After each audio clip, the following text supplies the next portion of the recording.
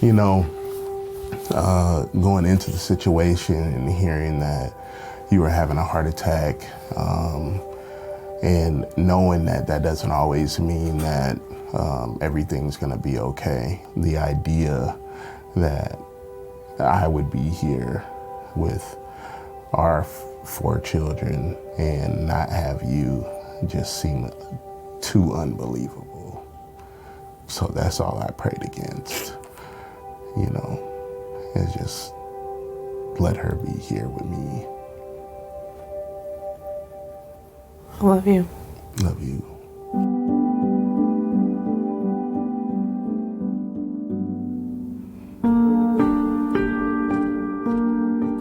Let's see, June, it was a perfect day outside and I wasn't feeling my best. I was really lightheaded and I had a ache pulsating like the left side of my neck, like up to the left side of my head. You know, it was scary because I had no idea that I was having a heart attack. Didn't even cross my mind. I just thought, you know, I had a baby a few weeks before. I was literally just going to lay down, like knowing that I could have went to sleep and never woke up. And so I had called you and then you told me to check my blood pressure. So I did, and it was really high. And when she called and let me know how high it was, I Googled it, of course, to see, you know, what that might mean. And it was nothing good. So that's why I made the suggestion to go to the hospital and get checked out. They got me back there pretty quickly, and it was like just a rush of a lot of nurses and staff in there getting me all hooked up, and did blood work immediately and got me hooked up to all the monitors, did the EKG, and they came back pretty quickly and let me know that I was going to get transferred to Kansas City. Your mom's headed in for her angiogram right now. Hi, babies. I love you. Hope I get to see you today or tomorrow. Love y'all. I miss you. Yeah, there was a lot going on. Not a whole lot of sleep, a whole lot of testing, a whole lot of questions. Maybe this, maybe that, and I'm so sorry. You know, you're so young. They determined that you didn't have any blockages or anything, and that was good news, but it still left a question mark as to why. That's when they were explaining to us that you probably had some virus, probably during the pregnancy, and had weakened your heart.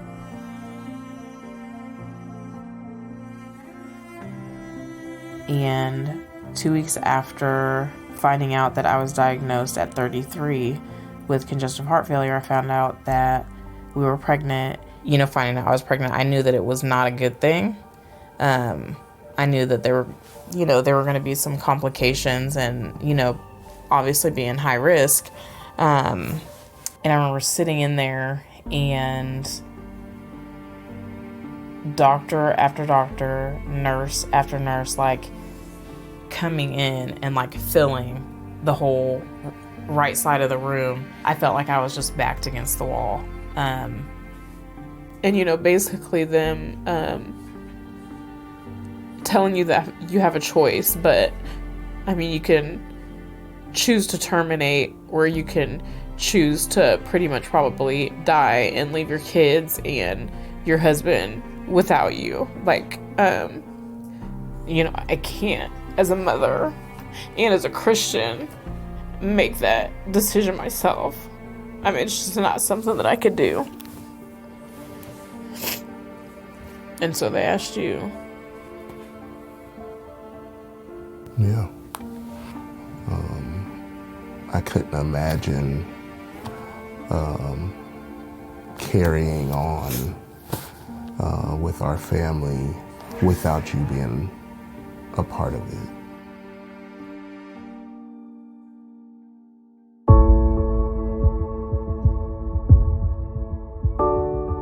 So when you hear the story about Mary and Quentin and how profound this is, you can understand why we put the work in that we do to be in the prime of your life, healthy, looking forward to a new baby, and to have a life-changing event is devastating. So Mary listened to her gut, and if she hadn't put it out there, and if she had laid down for that nap, maybe we wouldn't even get to talk to Mary and Quentin today. So trust yourself. Women are more likely to have atypical symptoms, which is one of the things that we always reinforce to our patients, is that if something doesn't feel right, it's time to speak up, make sure that we're not missing something more.